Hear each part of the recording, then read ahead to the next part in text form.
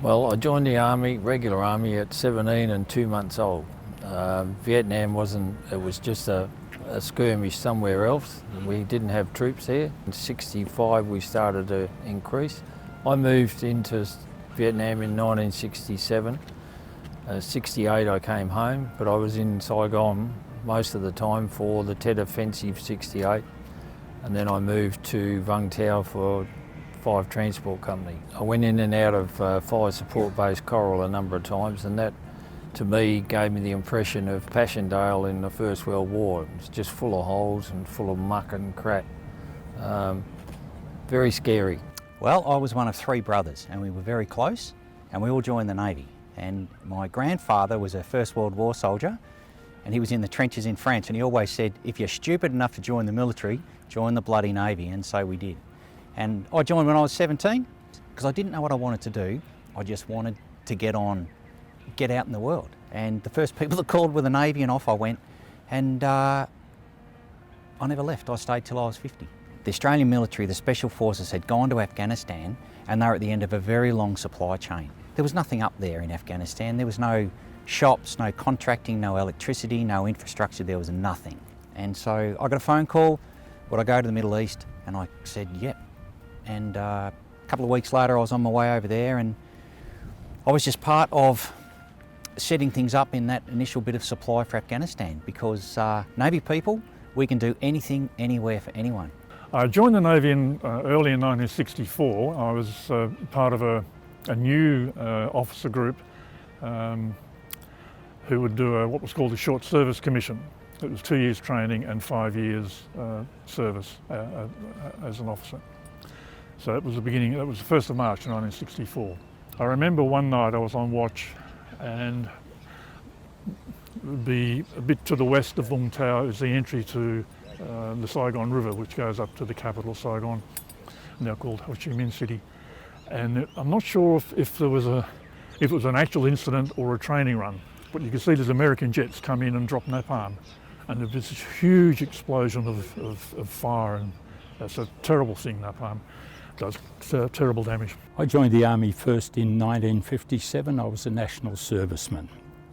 When they cancelled national service in 1960, I stayed in the citizen military forces as signalman Peter Thomas. I stayed in that CMF up until the 60s, when I transferred into the full-time Army, and I changed corps and became an Army PR officer.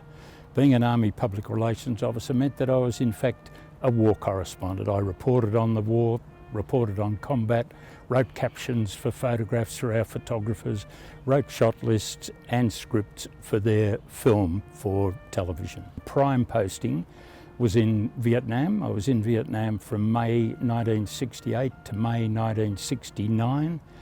I arrived in Vietnam and I was sent to a place called Fire Support Base Coral, and then to Fire Support Base Balmoral, and I remained on that operation with various troops. That was one of the hardest times for the Australians in Vietnam.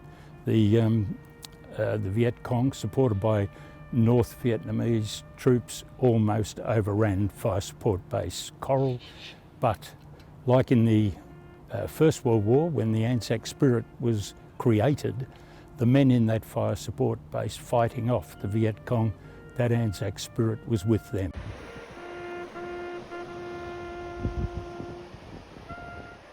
It means a lot of things. It means mateship, it means catching up on old friends. Unfortunately, a lot of us can't get back to our units because they're interstate, but it's just mateship. So Anzac Day to me means a lot. It means I think a lot about people that I've known, people that were killed while I was overseas, people that have died from wounds or from cancer caused by gases, etc. It does mean a lot. It means very, very much. So you think about the ones who didn't come back.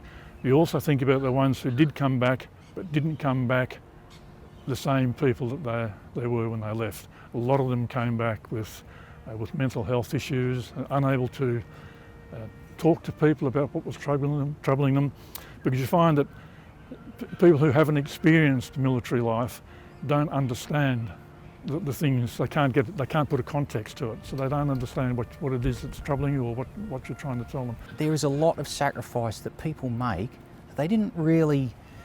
You don't know when you're 17 what's going to be asked of you when you join the military.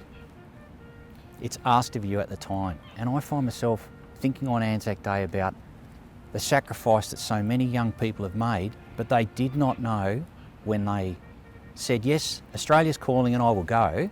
They did not know what would be asked of them, and yet they went. Freedom. And without freedom, we don't have Australia.